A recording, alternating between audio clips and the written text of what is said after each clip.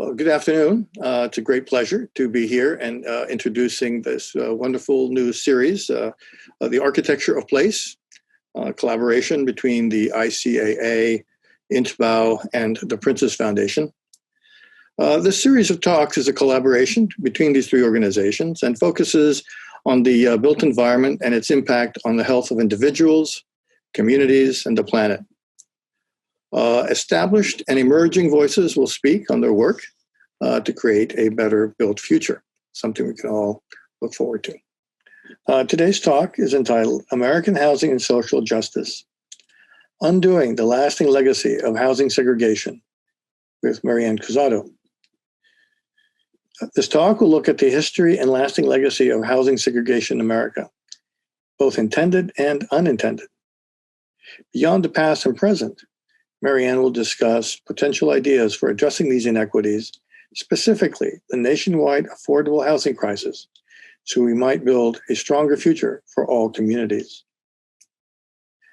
Our speaker, Marianne Cusatto, is renowned for her work on innovative housing and solutions for disaster recovery and workforce housing. She is the partner in charge of design and development at Cypress Community Development Corporation, a not-for-profit housing company dedicated to creating resilient and energy-efficient homes that are also dignified and attainable. Marianne serves on the faculty at the University of Notre Dame School of Architecture. She is the author of two books, The Just Right Home, Buying, Renting, Moving, or Just Dreaming, Find Your Perfect Match, with Daniel DeClerico, and Get Your House Right, Architectural Elements to Use and Avoid, with Ben Pantreath, Richard Salmons, and Leon Creer, with a foreword by His Royal Highness, the Prince of Wales. Marianne Cusatto. Thank you, Michael. Thank you, everyone at the ICA. It is an honor to be with you here today, to be part of this series, and to talk about something which is really central to who we are as a nation. This topic is something that touches every aspect of where and how we exist in this country. I know we have an international audience today. This is very much an American talk, not to be nationalistic, but to be whole humans first before we can aspire to represent ourselves in the world. There are a lot of issues within how we have built our communities and how we live together that we need to address and we need to look at. Who we are is in question, and this is the time of really reckoning with that and looking inward and outward at the same time. I've put three foundational principles for this talk, combined all three together, say we can do better. We can't work and live in a society that doesn't work for everyone. It may seem like it's working well for few, many even, but when everyone is not included, we all lose. And that's something I'm going to lay out a framework here and show where we've come from, where we are, and hopefully where we're going. This talk, there will be four parts of it. We're going to raise awareness and recognize what has happened. Some of this you might know, some of it may be new to you, some of it may be uncomfortable. Demystify what affordable housing solutions look like and are, and then explore ways to look to the future. It's essential that all of these are looked at together. So it's not going to be a direct path. There's actually going to be a little weaving in and out, because the pieces that go together to tell this story and to explain where we are today build on events that have been growing and escalating for hundreds of years. And if we just look at where we are today and scratch our heads and say, how do we fix this problem, without looking back to understand how we got here, we're never truly actually going to be able to move past where we are today.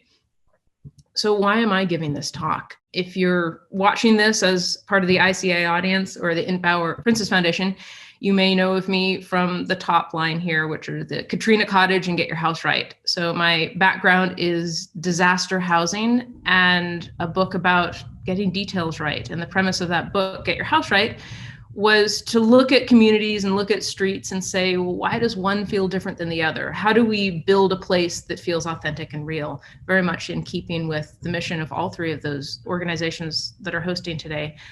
And that work, which I'm most known for, has led to some other work, which I might not be as known for. I worked for a few years with James Hardy on an initiative called The Value of Design, where we actually worked on fighting exclusionary zoning. And that was built on the previous work of Get Your House Right. Why do some places feel better than others? And how do we stop codes from halting progress? Other work that I'm currently engaged in includes disaster rebuilding, continuing on the work at the Trina Cottage, in places where there is already an affordable housing crisis. So all of this mixes together. If you think back to the previous slide, which is sort of demystifying housing solutions and looking at where we go from here. So this summer, as everything was exploding with the George Floyd situation and a reckoning of social justice, as I started looking and saying, well, what can I do? The first step was to read as much as I could about this history and how we got to where we are. I'm interested in housing, so I started with the history of housing. And it led me to realize that all of that history has set the foundation for my work. That when I work for ending exclusionary zoning, I now realize where that came from and why. When I look at the housing crisis, I realize now the pieces that led to that. So I'm not a historian. I'm not going to proclaim to be. I'm going to put my professor hat on quite a bit in this talk and give you your homework assignments and your reading recommendations so we can all educate ourselves to what has happened. I read these with the lens of understanding where we are today and seeing how these events have contributed to that, and look at it now to unpack where we might go. So let's look at our history. Where did we come from? Here's your first reading assignment. This author, James W. Loewen, has written 2 books well into sundown towns and need to get why, as my teacher told me, but essentially is unpacking what's the history we don't know. How do we tell the same events and other events that have just been erased in a more inclusive way to share the voices of what has actually come? One of the things that was new to me was after the Civil War, that there were places in America that actually embraced minority communities. You can see here the anti-slavery celebration. There's discussion of whether the Civil War was fought for state rights or against slavery. And there's a pretty convincing body of knowledge saying that it was about ending slavery, and it very much was. But there's also the next chapter of that, which is discussing, well, what happened immediately after? And this is where we don't tell our history very well. We skip over what happened in the immediate aftermath. And there was actually a period of time where African Americans could own property, could participate fully in Northern and Western communities. We're actually part of the fabric of America. And this lasted, the Civil War ended in 1865. And up until around 1890, this was a part of the fabric of the areas outside of the South. And if we had continued, if it had not stunted at that point, we would live in a very different world today. But systematically that changed. And this is where the James Loewen book, Sundown Towns, picks up and talks about the towns across America where they were after dark, whites only. You had to leave. You couldn't own property. Communities were driven out, sometimes because of a single event, sometimes because of no events. And entire communities were burned down and people pushed out. This continued on, and those that were champions for integration, people that fought with Black soldiers in the Civil War, that realized that we're one nation here, and the them and us sort of mentality, which had allowed slavery to exist. It allowed it to exist because you can own another person if you don't admit their humanity.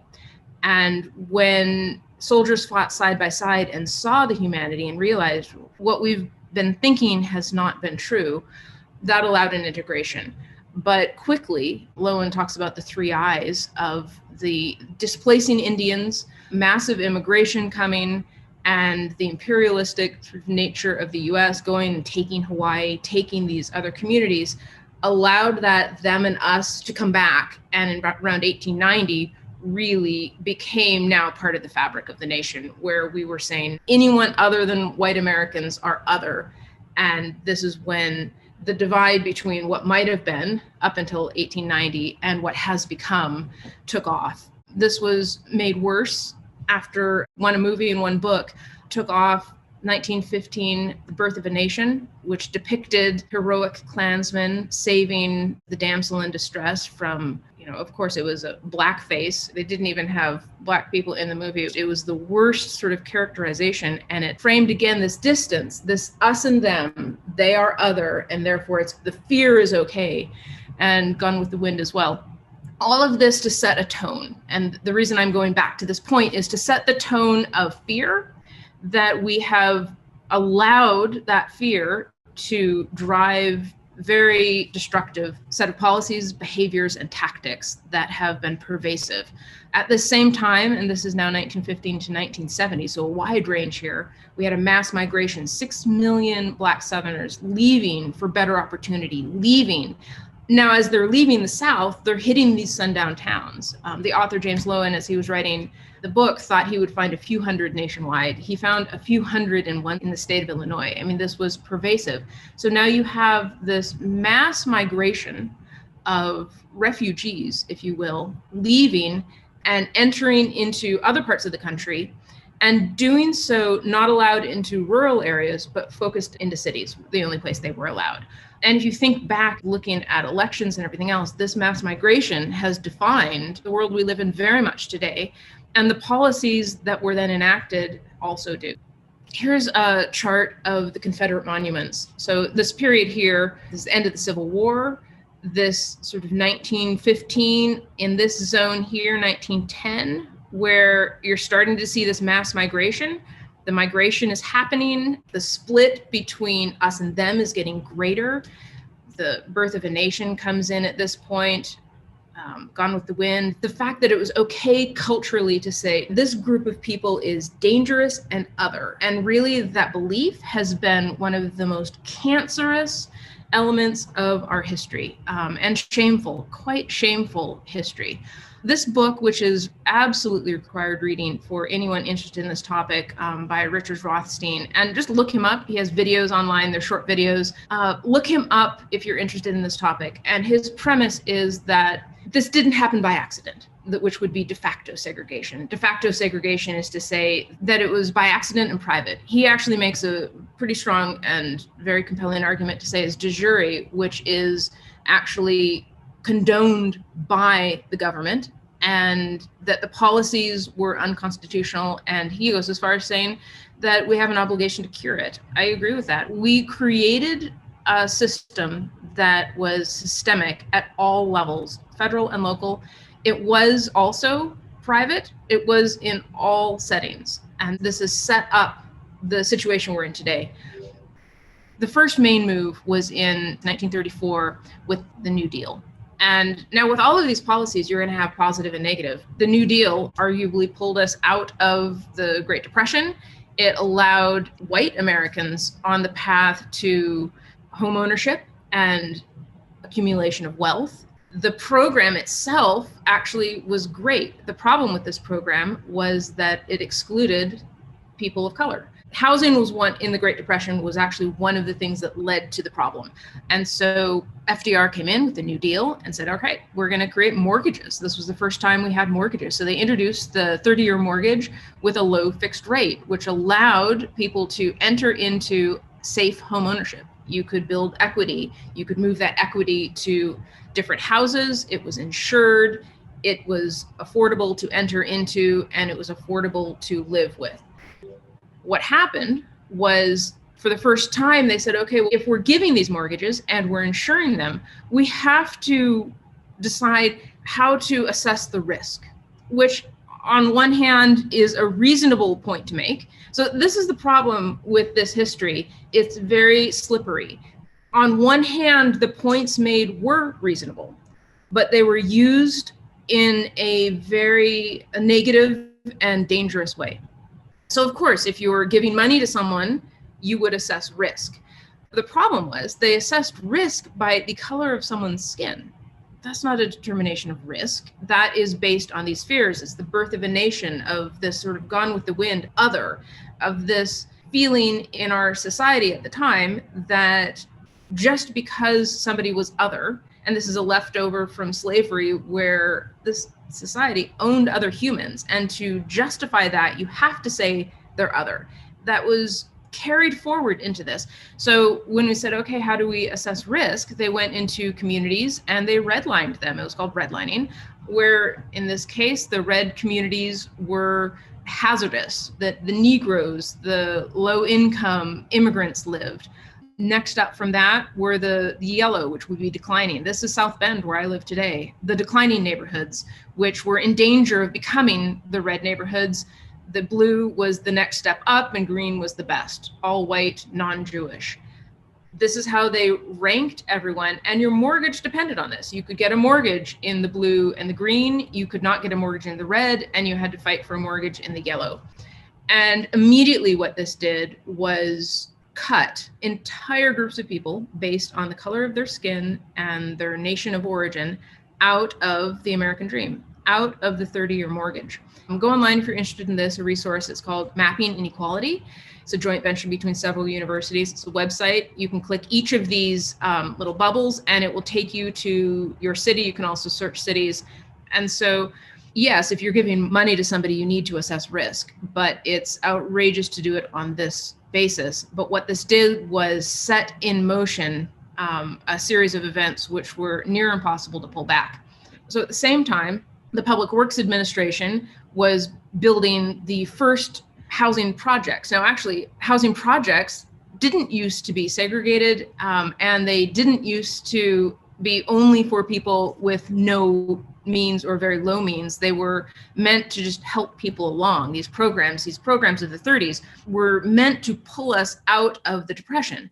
And this poster, which shows many of the great things that were happening, very much like the FHA loans, were also, on the flip side, the beginning of what we know to be the housing projects and the segregation. Lyndon Baines Johnson in Austin, Texas, started the housing authority there and came up with the thought, whether he did or within a group, led the first segregation in Austin, which was really one of the first ones nationwide. Actually demolished a park that was built in 1905 called Emancipation Park, with the plan, it was in East Austin, the plan to move all of the African-American community to that area. They did this, they reinforced it by taking down schools and libraries, closing them, making it impossible to live outside of that area. So now we have this concentrated neighborhoods and areas by literally to the block in some cases, been redlined and said, no, you can't get a loan if you're in this area. Now there's this effort to force entire populations into these areas. So if you weren't in it, they're going to try and get you into it. This has a snowballing effect across the country and across the economy. In parallel to this, the new communities were being built, with Levittown starting out being the most famous, but all over. And this lingers to today. Deed restrictions, and we're going to talk about that. I'm going to come back to this point quite a bit. Deed restrictions, which essentially said, okay, anyone can come in for your FHA loan, but by the way, you have to be white. And once you buy it, you can't sell to anyone else. This is where, in Rothstein's book, The Color of Law, he really successfully makes the point that this is where the federal government did support these policies. While Levittown was a private project, it was supported and only made possible by the FHA loans. These loans were what allowed these homes to be built. And so while it was private, it was also supported by a federal program. So this is federally sanctioned discrimination. And essentially, the bottom line of it is, if you were white, you got a 30-year mortgage with no money down, or especially when it came to post-war with the Veterans Administration, they had no money down, low interest, and it was insured. And the importance of an insured loan is really key here. Anyone today that has a mortgage, I can sell my home and keep the equity that's in it and move to someplace else. If you were Black middle-class vet with the exact same resume and portfolio, you would not be able to get this insured loan. You would have a large down payment, you would pay higher interest, and it would be uninsured. And we're going to talk about that a little more, about the problems with the uninsured loans, which meant you were stuck in your house. And so if the neighborhood was coming down around you, turning into a slum, you were trapped in it. And therefore your investment was disintegrated. So here we are in slums. So these redlined communities that were very clearly marked out on the map were not only, you're not allowed to get a loan now in this because it's deemed risky, The cities at this exact same time, nationwide, stopped giving resources. So garbage collection would be slowed down. The water, if you've heard about the Flint, Michigan water crisis, that is just one of thousands across the nation. Water was unsafe. Services were pulled back. The buildings are falling into disrepair. You have overcrowding because people weren't allowed to live other places. So you have the snowballing effect. And yes, crime increased. These slums were designed by policy and action. And the result was what you would imagine. The people that were trapped there, by the way, didn't want to live there either, but they were trapped into it. Then you have a tactic called blockbusting, where you would have in these yellow neighborhoods, the ones that are declining, speculators would sell to African-American families marked up, because the limits of where they were able to buy, when they were able to get out of a red line district, they would pay extra to do so. Then they would push through this narrative that the neighborhood's going down.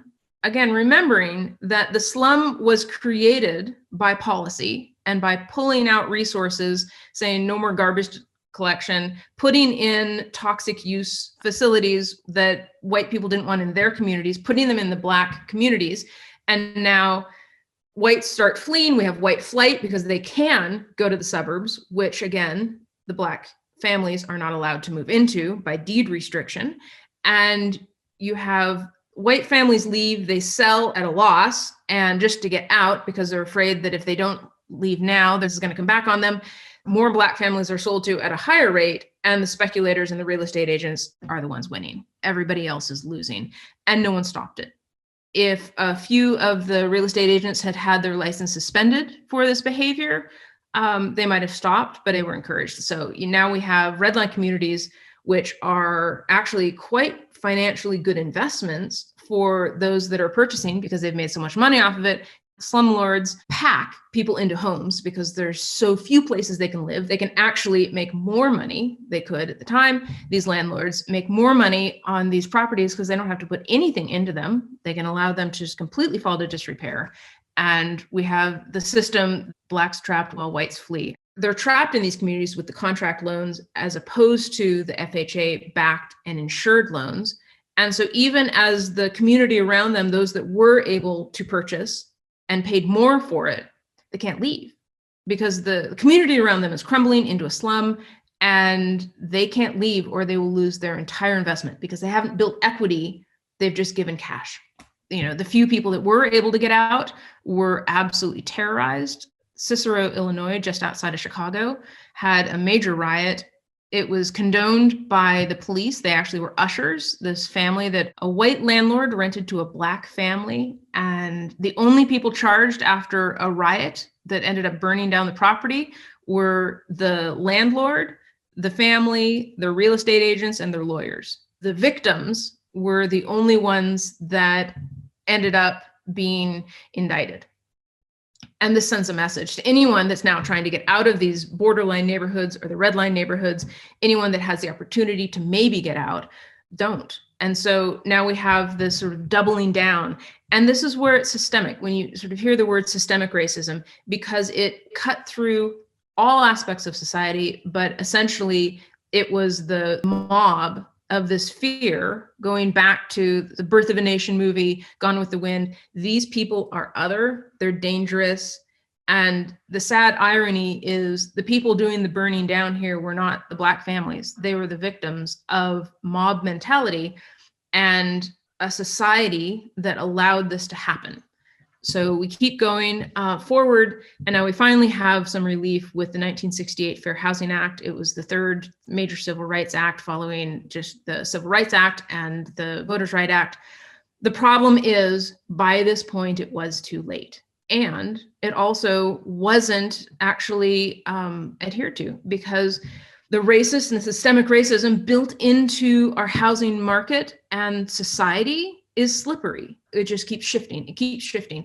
It keeps happening to today. And it still is documented that it still happens today.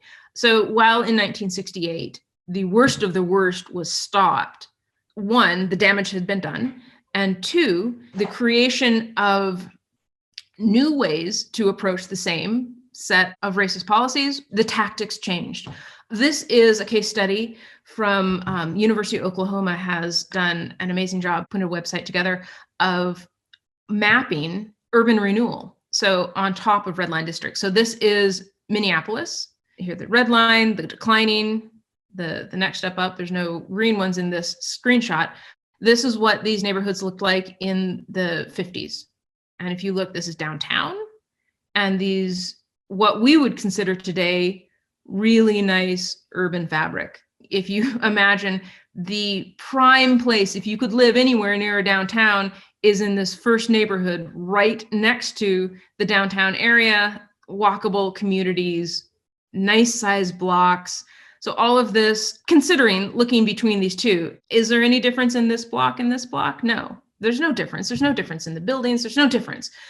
Redlining is now not legal because it's been cut off, keeping in mind that 30 years on, these would have fallen into disrepair. And now urban renewal comes in and blasts out the fabric and puts in the freeways. Freeways actually wove through cities to go around the desirable neighborhoods and cut through the undesirable neighborhoods, therefore really sort of cleaning people out. This community here, if it existed today, imagine if the resources hadn't been pulled, if we hadn't fallen into, the neighborhoods hadn't fallen into disrepair, if people were allowed to get proper mortgages, what would the value of this be? And think about that. What would the value be that was stolen? And it was stolen and then turned into freeway.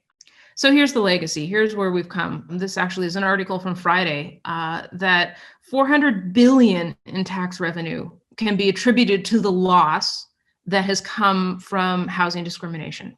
Think about that. $400 billion in tax revenue. We can see it in another way. We have both an income disparity as well as a wealth gap. And the wealth gap can almost completely be tracked back to the housing. If your grandparents owned a home, there's a chance that you do. If your grandparents were locked out of owning a home, there's less of a chance that you do. And we look back at that and we say we've lost generations because of this. We've lost generations because we've excluded people from viably working and living. I mean, what is more fundamental to humanity than food and shelter? I haven't touched on work discrimination in this talk. That's another topic, and we could do an equivalent talk of that. And Rothstein actually talks about that in his book. The recession, the 2008 downturn, disproportionately impacted minority communities, specifically about Black communities. That's showing here is that while white communities have lost, they've started to gain back. And while Black lost, they had less to lose. It's not actually come back up. Well, this was 2013, but essentially modern times, minorities are more likely to be turned down for a loan. And in the research that goes into this, it actually takes equivalent people. So two people, equivalent resume, equivalent income. The white is more likely to get the loan and the minority, especially Blacks, are not. So this is still happening. This is deeply prevalent in all society. And then again, another chart showing the same. This is from the Pew Research Center. And then not only is it more difficult, but in most cases, Blacks and Hispanics are more likely to pay higher mortgage rates. They're deemed to be riskier. I don't have a slide in here. There was ABC just did an investigative report on housing appraisals where they were documenting that African-American households get lower appraisals for the same home. This is everywhere still. This is happening now. This is happening today. Not only are the results of this systemic racism impacting where people are today, it's actively still happening. And in health impacts, if you're living in one of these communities, you're more likely to have lead paint there. You're more likely to have pollutants. The slum conditions, which have been created for the reasons we've already discussed, lead to more asthma, childhood cancers, and heart disease, which then make it difficult to fight off things like COVID. So here we are, we've created the system where people trapped in these communities have less favorable health outcomes. We're seeing that in absolutely real time in the current disaster, in the current pandemic. That leads also into the achievement gap at school, where if you haven't slept at night because you've been coughing because of asthma, how well are you going to study the next day? Or what if you're worried about eviction?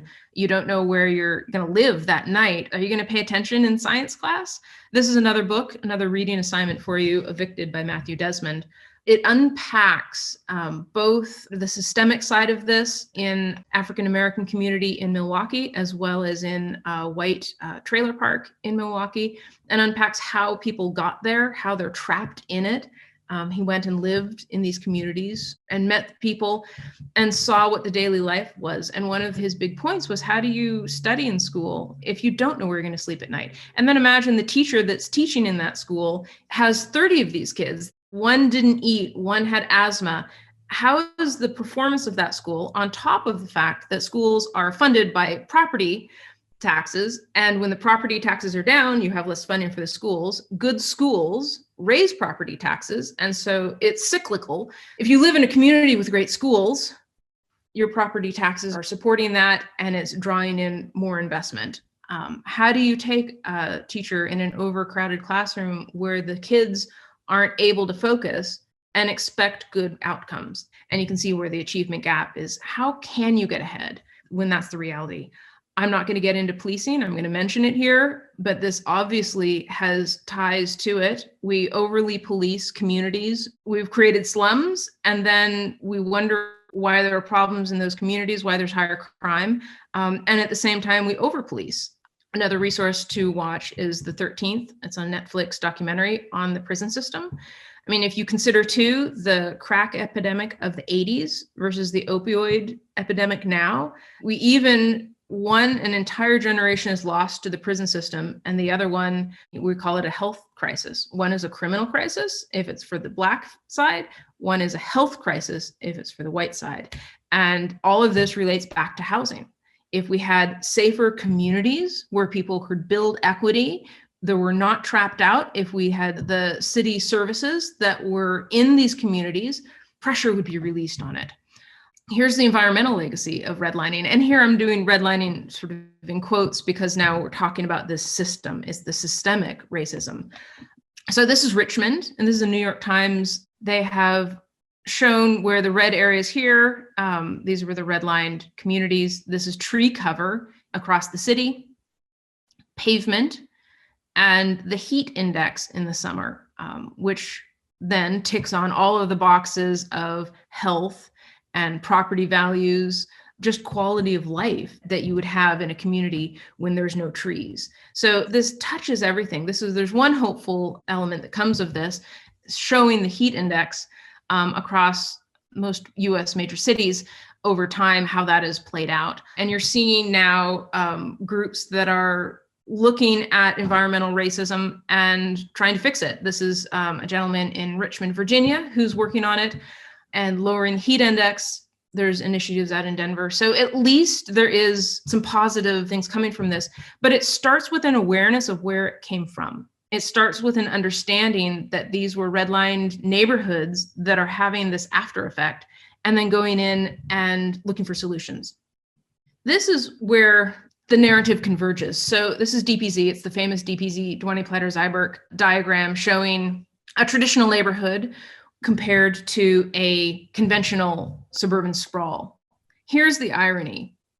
This, if you were redlining, and if you look at the neighborhoods that were redlined, this, which is what the new urbanists are proposing we build, is what would have been cut out. And this, the Levittown side, is what we're proposing not to do. But the codes that put them in place, the codes that exist today that new urbanists have been fighting against in cities nationwide, are the racist leftovers and the policies that were left behind by the FHA loans. Of all of these policies that were put in place for a very specific reason, have now backfired on the communities that were intended to be privileged by those same policies. And take a second with that. If you think about it, like, this is what we want to build.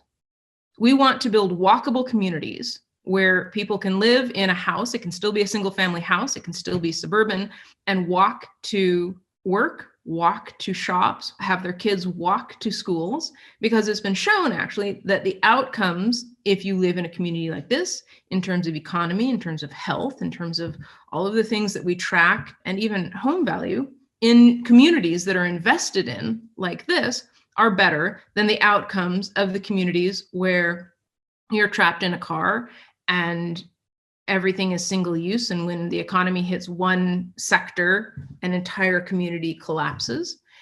If you consider the irony that the exact policies that were put in place to systematically and successfully exclude entire races out of our economy and out of our society, that these policies were put in place to exclude, have backfired, and now are unsustainable and have created an infrastructure crisis, a housing crisis, a retail apocalypse. The irony of it is really quite extraordinary, is that all of the things that as new urbanists we fight against are the racist policies that were put in place to exclude. We don't call that to light, and we need to. We need to call to light that the exact policies that were intended to privilege have absolutely done the opposite. So more reading assignments. Look up Strong Towns, go to their website and get the book, Strong Towns, The Bottom-Up Revolution. He will unpack why the suburban sprawl system, which was again put in place because of redlining, Levittown-esque communities and urban renewal, is financially completely unviable. If we look at almost every community nationwide, everybody's having an economic crisis, a tax crisis, because we can't support our infrastructure. Consider where that infrastructure came from. But the next time you're sitting on sort of a spaghetti highway somewhere directly outside of downtown, consider that most likely directly underneath you at some point was a pretty fantastic community that was disinvested in, turned into a slum, and then raised for a freeway. A freeway, by the way, that we can't afford to pay for. And housing that would be absolutely welcome today, because if it had been continued to invest in it, if we'd continued to support these communities, they wouldn't have fallen into disrepair, and we would have had an amazing housing stock that was walkable near downtowns, and we would have had entire communities of people that were still actively part of our economy. Beyond that, and I'm made sure to find articles before COVID, because while we are hitting a retail apocalypse now, we were using the word apocalypse and meltdown before COVID, it's at a scale we've never seen. And it's not new to COVID. It's not new because of where we are today. It's definitely magnified and worse. But the way we build and support retail in this country is absolutely unsustainable. And part of that is a direct result of how we segregated retail out of communities. This was part of the GI Bill, which was happening at the same time as Levittown and all of these early suburban neighborhoods were being built. The failure of our retail is a direct result of racist housing policy. And sit with that for a second, if you think about it.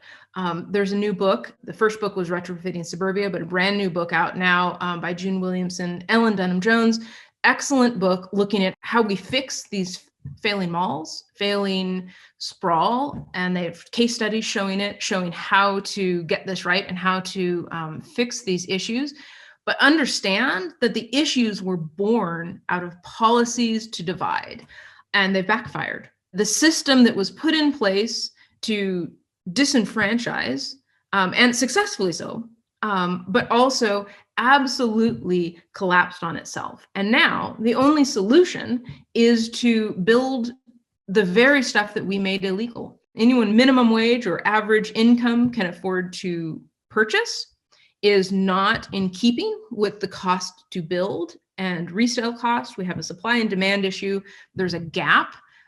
It is now prevalent at almost all price levels, except the very high end, which is thriving because that's the only place a developer can make a decent margin. So they just keep pumping out condos. And much of this is a direct result of racist housing policy that has backfired on the very communities that it was intended to privilege. Part of this is because of exclusionary zoning. So the Levittowns said, okay, we're just going to build our little houses, while over time it's been made illegal to separate out who can live there. the squishiness of our housing system and our codes has allowed us to continue to exclude through what is built. And this is where, when I was working with James Hardy, we went to Texas and we were fighting against exclusionary materials. So they would say, well, we can only have brick here. And that was specifically to keep others out. And all of these codes, they're imploding on themselves. So we're now looking nationwide and seeing cities come up and say, okay, we're not going to, only say single family housing can be here. Another reading assignment for you is Dan Froehlich's Missing Middle Housing, which shows you how to add density back in a way that's invisible, in a way that works with the communities, is seamless in them. And so there are solutions. The way we used to build, ironically, the very communities that we redlined and said, no, these communities are unsafe, are the exact models that we need to look to save all of housing. So not only do we need to go back, we need to apologize and acknowledge and find solutions for the people that we disenfranchised, but use those models to save the other side, which is this crumbling infrastructure and systemic housing crisis. Of course, you have NIMBYs that come out and freak out. Anytime someone talks about affordable housing, you go to communities where they'll say, we need affordable housing, but then they come back and say, but don't build it here. And so you get this, NIMBY being not in my backyard, fighting against any change. And partially the irony of that is that they imagine change to be horrible. And for good reason, because the exact same tactics that we as a society use to exclude are the ones that they think we would put back in their communities. And I put this up as a distinction between lowercase and uppercase affordable housing, because what is affordable housing? Affordable housing is both the subsidized, that's the uppercase, but it's also just a house that you can afford, which is the lowercase. And this is where we're looking at our communities and we're saying we need affordable housing. We need to be able to afford where we live. Of course, this is the thought bubble that comes up, is the projects, the dilapidated houses, the Pruitt-Igos or the Cabrini Greens. Here again is the irony. When you have people coming out in suburban communities, red hot mad about the idea of affordable housing, this is what's in their thought bubble. And the irony is that these are the tools that were used to exclude. And now they're coming back and saying, no, we don't want them. And it's the same tools that were used to privilege that people think are affordable housing, when the reality is that it's the opposite, that we could actually use the tools of the very places that we disenfranchised to fix the issues that we have on the suburban side. The people that have benefited from systemic racist policies now think that those policies are, and in some cases they are because our toolkit of design is very limited, partially by the policies that were put in place. So no, I don't think this is what we should build anywhere. And I'm pretty sure that no one does. The people that live in this, that have been forced to live in this, don't want this. And so we look at this and we say, well, we don't want affordable housing. Well, no, of course you don't. We also need to be careful not to build this garbage, which I could give an entire talk and full-on rant about this stuff, which is the modernist architects experimenting on the poor and dropping in ridiculous buildings that ignore the fact that water falls from the sky and goes to the ground and that Louisiana is humid. We have to build buildings that are, one, based on building science, two, on climate, and three, respectful of the places that they're in and that are trying to be for people, not experimentation as a portfolio piece. So this is not what we would define as affordable housing, but this is all of this is affordable housing. The top is a HUD Hope 6 project that Torty Gallis did out in Seattle. This is FEMA housing that I worked on, the Katrina cottages in Louisiana, and more recently, wildfire disaster housing with Habitat for Humanity in Santa Rosa, California. So I'd like to live in or next to any of these. I'd be very proud to live near all of them. And it comes down to design. So when we try and fix the affordable housing crisis, if we look back at the models that we've made illegal through racist policy, we actually find the solutions that fixes both the communities that we've disenfranchised and the communities that we were supposedly privileging. And we could deal with quite a few of these NIMBY problems by fixing with design. So where do we go from here? We need to start by challenging our implicit bias. No, affordable housing doesn't bring crime. In the summer months, in coastal communities, both shark attacks and ice cream sales go up. The sharks are not eating the ice cream. It's good weather. So when we look at the crime in the communities that are dilapidated communities because of the systemic racism and the systemic housing policies that we have put in place, they have resulted in higher crime. These are separate things. We have to separate correlation and causation and stop villainizing others as sort of us and them. But I'm pretty sure if the policy had been reversed, we would have the exact same outcomes with white communities trapped in the same circumstances. So we have to be very careful here to unpack why communities have crime and look to the root cause as opposed to the individuals that are in them. This is another one you see, oh, but I worked hard and why don't they make better decisions? Well, if you're trapped on this bottom line with the water coming out of your faucet that looks like this, over policing, and a community where your schools are failing and the kids that are going to school are exhausted, the outcomes are going to be where you would imagine. But if you've been given affirmative action, if you will, the ability to live with affordable housing, and again, this was affordable subsidized housing because the loans were insured, in places where you have access to food, you don't live in a food desert, and your kids can go to school and study and learn and then go to college, of course, you're going to have more advantages because it's easier and there are fewer roadblocks. So yes, people can overcome and get out of this, but there's a lot more hurdles. So no, it's not about individual choice. It's about setting up communities to succeed, entire communities, not individuals. With COVID, I heard really when it came about early on, everyone was saying, well, we're all in the same storm. No, we're not. We're not. We're in the same storm, but we're not in the same boat. And this is something that is both for COVID and with the overall economy. We're all in it together, but we're not, because some of us have a much easier way to go with it. And we need to own that. We need to own and understand it. Before COVID, 30% of Americans were housing and or food insecure. We have a system that was designed to exclude some and has imploded on itself and failed. And now we have an economy that is absolutely not working. It's a house of cards. And it's become absolutely obvious in this world where our first responders, the people that have the lowest paying jobs, our teachers, our nurses, people that are delivering our food are absolutely at risk. Minorities that have been disenfranchised through all of the previous slides. And if we think about the sort of the issues of getting over this sort of this bias in our minds, we're also, what are we leaving on the table? What inventions haven't been invented?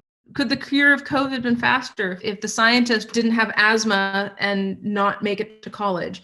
What companies haven't been started? What books haven't been written because we have excluded amazing people from our economy and from our society? And the fix starts with acknowledging it and having a will to change, recognizing the history and overcoming the fear to win hearts and minds. We need to immediately stop the policies and the practices that are perpetuating this today and enforce that we do actually have laws that are, to the word, right, but then they allow these other policies to exist, exclusionary zoning, masonry requirements, instead of a performance requirement. There are ways of coding in racism, and there are ways of excluding through codes, and there are ways of coding in performance that allow you to build communities that are more resilient for all.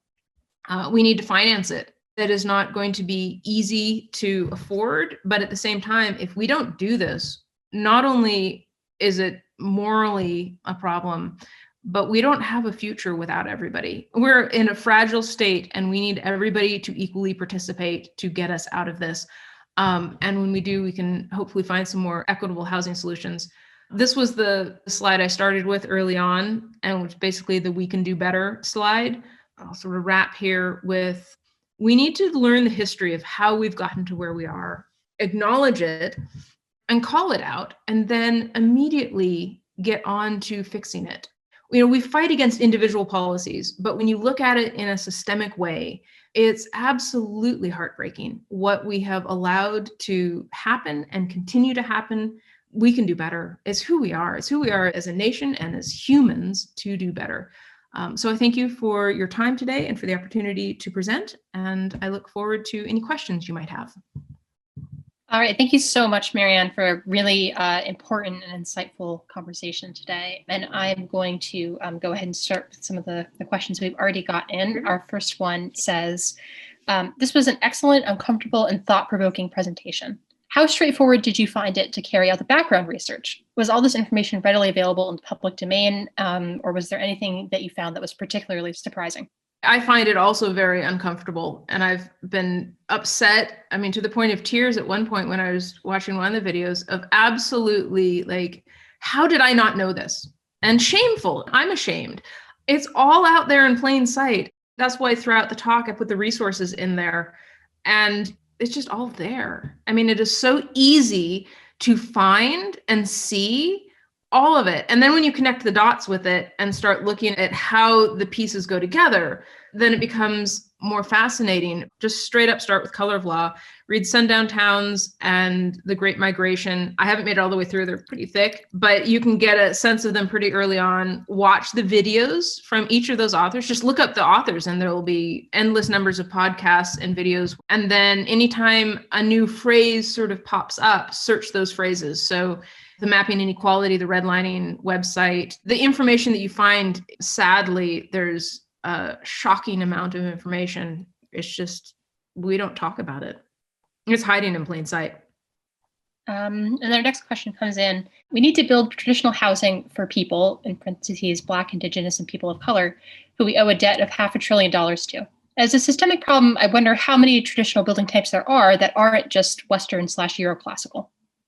If you look at the tradition of thousands of years of building, you have all over this world amazing resources and unprecedented to look to. We happen to be in the US. The simplest way to build is build a box and put a sloped roof on it and put some nice proportioned windows in, and ideally a way to sit outside. That's why I go to traditional form, because it's built on principles of how you would simply build.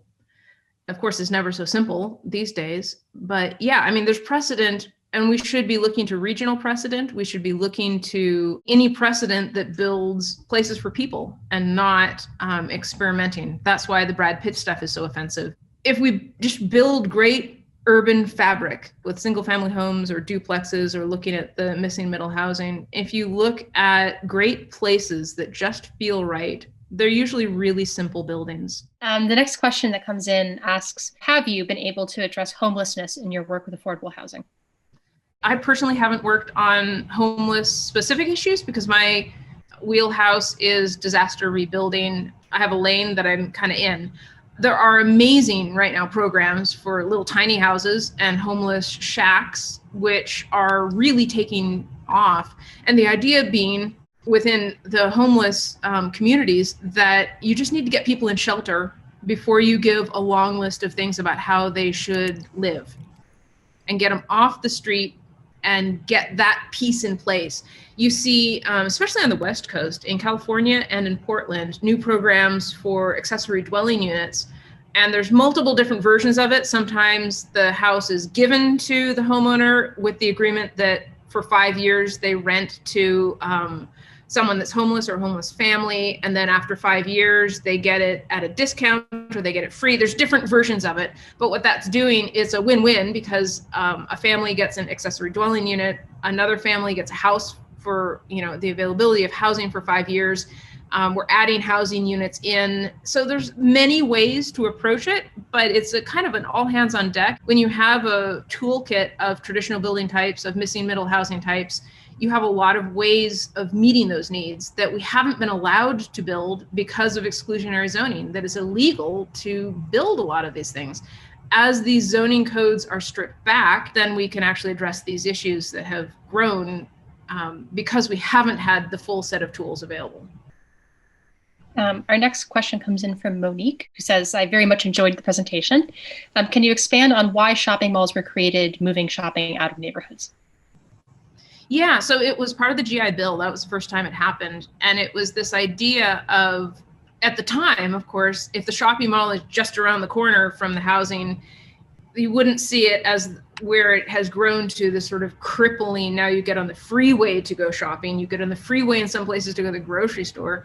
At the time, I think that they couldn't have imagined how poorly it would have built out. The codes, though, were set to protect the sort of the white families from what they saw as the sort of the other and the dangerous communities, which then architecture and urbanism got lumped into that. And the policies became series of codes and events where suddenly now housing and retail and office, everything's separated out. At the same time, you have the car is now a major thing. Ford Motor Company is out, putting up billboards everywhere. And the American dream is to hop in your car and go just down the street and you're fine, because that was before the idea of gridlock. And we didn't see how this would crumble. I would imagine that if you went back and talked to the people that were making those codes then, put them in a time machine and dropped them into sort of Houston, 6 p.m. on a non-COVID day, I'm pretty sure that they would not want their policies carried forward. But then when you add the layer of what's not said in that policy, you wonder if they would have. We've been, as new urbanists, fighting against these policies because they failed. But when we add the layer of because they were racist, it changes the dialogue pretty substantially. I've always said, well, I wonder what they would think. And well, maybe they'd still be happy with it because it worked. And so who knows? I mean, I don't mean to sort of speak ill of people I've never met. I don't know their intentions, but I do know the results. And I do know why now some of these things happened. And we can't separate those two. The policies failed, but they also succeeded in what they were trying to do. And if we don't marry those two narratives together, we can never get out of this. Austin asks, do you have a compilation of policies that you feel need to be changed or pursued? We need to start with the all of the exclusionary zoning. Actually, Dan Perolik did a nice blog posting a month or so ago on missing middle housing of how to successfully get rid of exclusionary zoning. Because the problem is we've lost the language and we've lost how to do these things. So the NIMBYs come out because they really think when you add density, it's going to be Pruitt-Igoe landing next door. I mean, it's just like, God, no one wants that. No one wants that. But we've also lost the toolkit because then you get people like the make it right junk that lands in. And so we do need to protect from some things.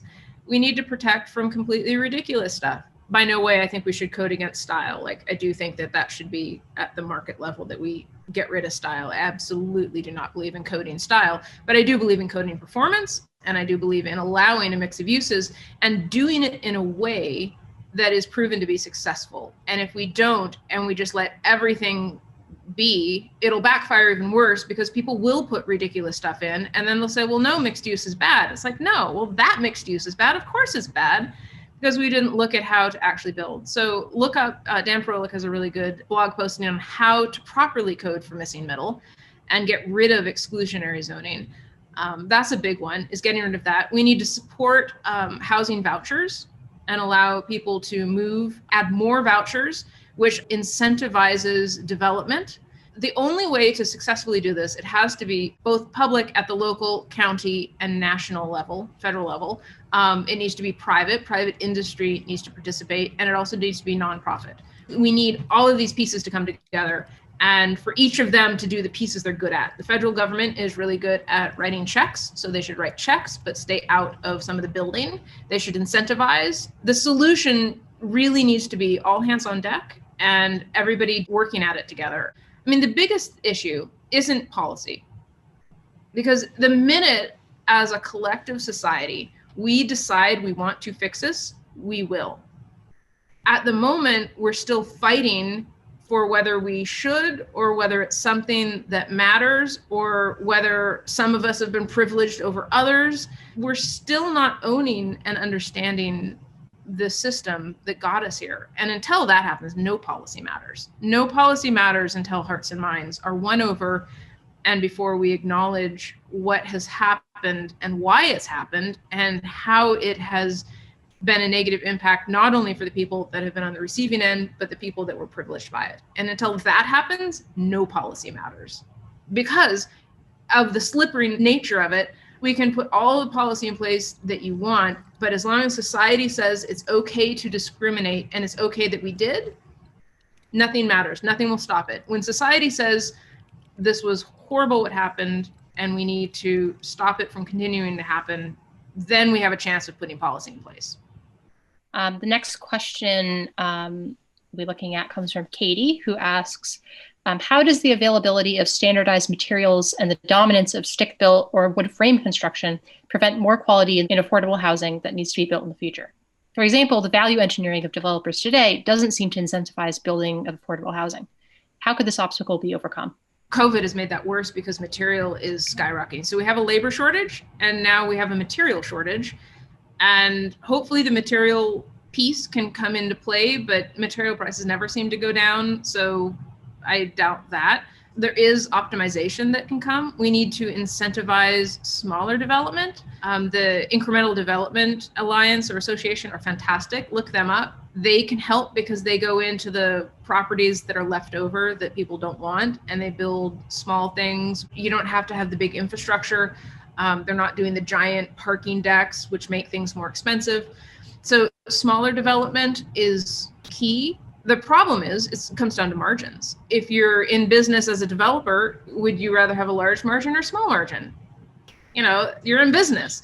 So if you're taking investment from somebody else and you're using somebody else's money to build your building, do they want a small return or a large return? So if you have a market for luxury condos, it's naturally where people are going to end up. This is why COVID could help, because luxury condo market may, you know, in some cases may be okay still. I mean, the top will always stay at the top, but because of the need for more housing and single family housing now, there could be opportunity for a wider range of people building, and that is always good when you have a wider range. Off-site, I'm fascinated by and continue to explore different off-site and systems-built solutions. But in the end, we're stick building in our Panama City, Florida project right now because the industry is so resistant to it that the prices were better to stick build, and we want our returns. So we're stick building right now, even though we would prefer not to. But at the moment, stick building still is the way to go. But it's all hands on deck. It's anything in the toolkit that works. The last question I think is a good one to end on comes in from Terrence, who says, tremendous presentation. I'm part of my state's Government Affairs Committee of Home Builders Association.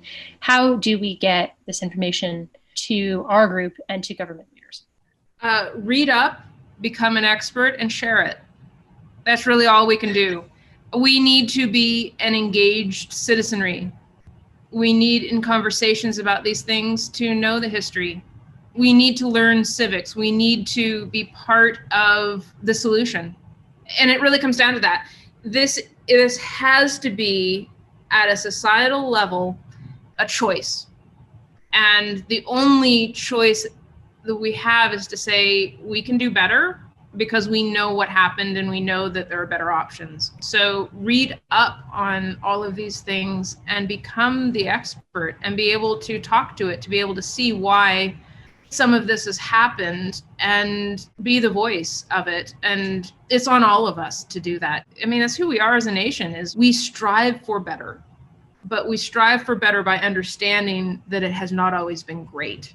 And that's the key to any of this, is to educate ourselves and allow ourselves to grow. Well, thank you, Marianne. I think that's a wonderful note to end on, and we really appreciate your presentation and everyone who's attended today and sent in questions. And I'll hand things over briefly to Edith Platten, the ICA's Director of Education, for a few quick closing remarks. Thank you all for tuning in today, and I hope you have a great day wherever you are. And thank you, Marianne and Julie, for moderating us at the end for us. Thank you. Thank you.